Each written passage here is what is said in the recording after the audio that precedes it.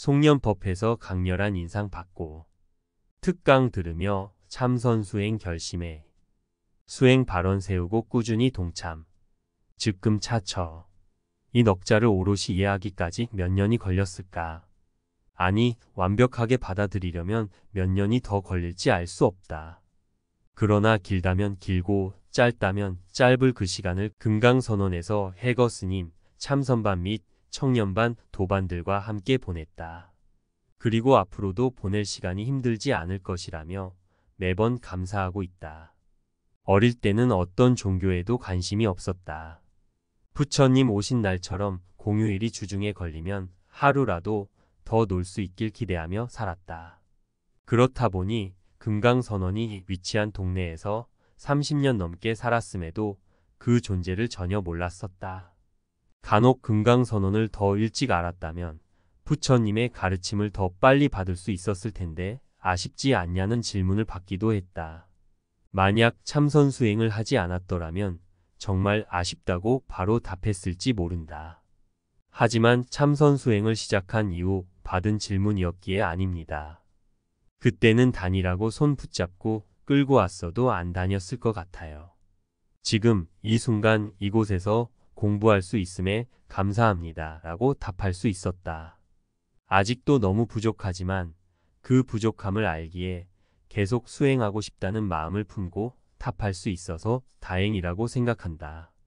2013년 12월 31일 수서역 근처 탄어박물관에서 매년 열리는 송년법회에 처음 참석했다.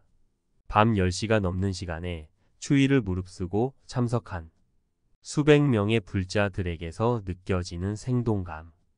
새해를 전국에서 제일 먼저 맞이하자는 의미로 밤 11시부터 행사를 집전하시던 해거 스님이 송년법회 법문을 시작하실 때 받았던 충격.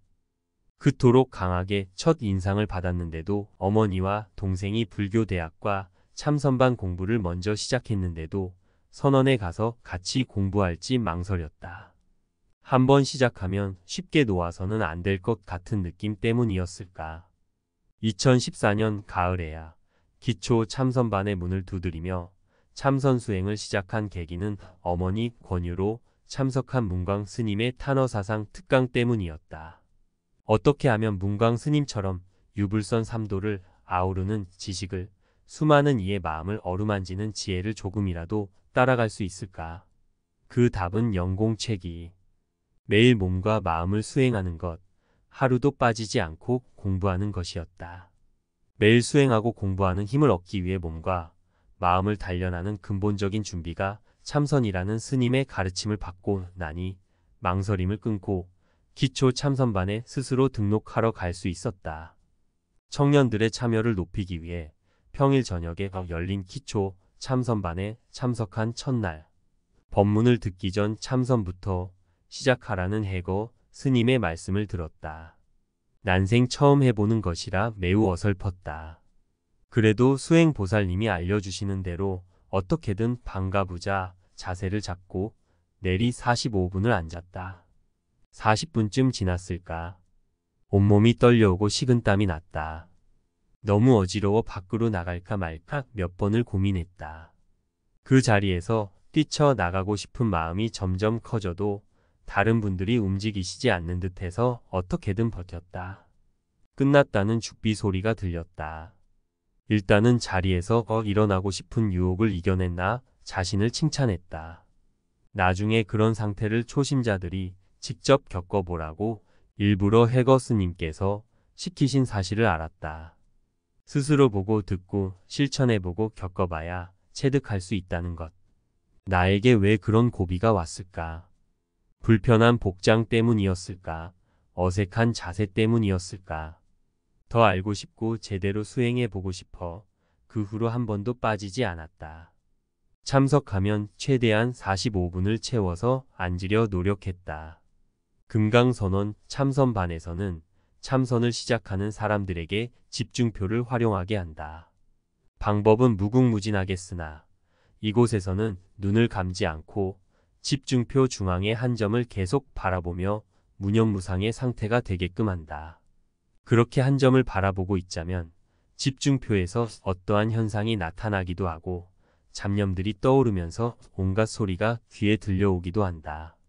스님은 이러한 다양한 상황을 그대로 받아들이고 최대한 바른 자세를 유지하라고 하셨다. 덧붙여 정해진 시간에 집중하라고 하셨다. 일주일에 한 번 선언해서 참선하는 날에는 자세를 한 번이라도 바로 잡으며 방가부자 자세에 익숙해지려고 했다. 참선과 법문을 마치고 나면 10명 내외로 짜여진 조에서 도반들과 서로의 경험을 나누는 시간을 가졌다. 선언에 나오지 않는 나머지 날은 제일 조용한 방 안에서 최소 40분 정도를 앉았다. 그리고 하루를 마무리할 때 시간표에 자율적으로 기록했다. 저녁에 일정이 있으면 지하철이나 버스 안에서 잠시라도 한 점을 찍고 집중하려 했다. 몸이 너무 안 좋거나 피곤할 때는 방석이 아닌 의자에 앉아서라도 참선하려 했기에 나름 포기하지 않았다는 뿌듯한 마음으로 시간표를 채워나갔다.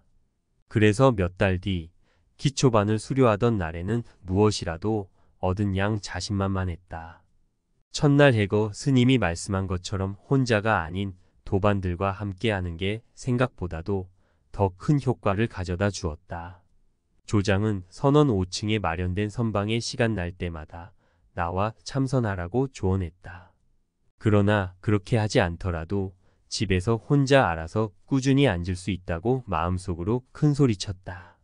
그래서 처음 한두 달은 거의 빼놓지 않고 정해진 시간에 참선용 방석에 앉았는데 어느 순간 이틀에 한 번, 사흘에 한 번 앉게 되고 시간 역시 50분에서 40분으로 그러다 핑계대며 20분만 앉게 되는 등 게을러지는 나를 발견했다. 이렇게 흔들리는 나 자신을 다시 다잡을 수 있었던 두 번째 계기는 2018년부터 동참하게 된 금강선원 청년반이었다. 탄어사상 특강에 이어 해거 스님이 진행한 일요 오전 특강만 꾸준히 듣고 있었다. 스님은 따로 청년들을 위한 시간을 잡을 테니 나이에 상관없이 참석할 수 있는 청년들은 다 모이라는 말씀을 해주셨고 그 말씀에 다시 용기를 냈다. 스님께서 늘 강조하시는 대로 원 하나를 마음에 품고 있었는데 그 원을 성취할 길을 같이 걸어갈 도반들이 생긴 것이다. 새로운 도반들과 함께 2019년에 중급 참선반을 수강했으며 올해 하반기에 고급 참선반 수업이 열리길 기다리고 있다. 특히 중급 및 고급 참선반 수업의 경우에는 선원 내부의 고정된 자리에 앉아서 참선만 진행하는 것이 아니다.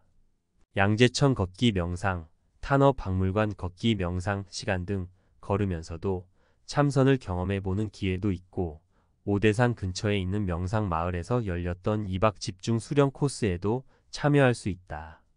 물론 당분간은 코로나 때문에 그때와 같은 단체 수련은 어려울 것이다.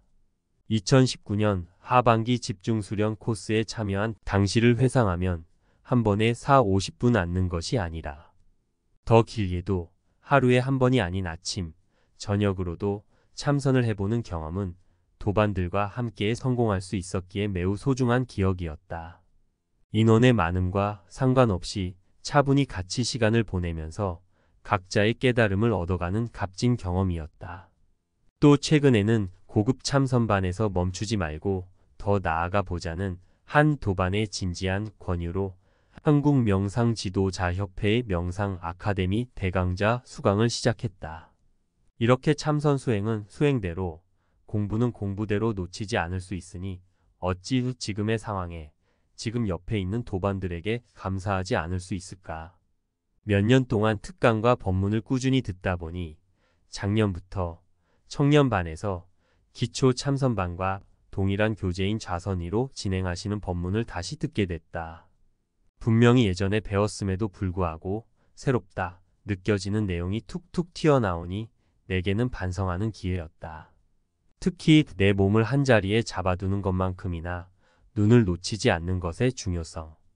몇 번이고 들었던 내용인데도 희미해지기 쉬운지라 가끔 의도적으로 되뇌곤 한다. 심좀 목상. 눈 가는 곳에 마음 간다. 즉 마음을 두고 집중해서 단 한 번을 보더라도 잊지 않도록 노력하는 것이다. 길을 걸어가면서도 영상이나 책을 보면서도 누군가와 이야기를 하면서도 이런 마음으로 산다면 그 무엇을 쉽게 놓치고 잊고 살겠는가. 단 하나의 생각만으로도 깨달음을 얻을 수 있지만 직접 행동하여 크던 작던 하나씩 이루어 나감으로써 깨닫는 것. 지금 이 순간에도 그 깨달음이 얼마나 중요한지 되새기고 있다. 나와 함께 했었던, 함께하는, 함께할 모든 분에게도 그 작은 깨달음이 도움이 될 수 있길 바라본다. 세상을 바꾸는 불교의 힘.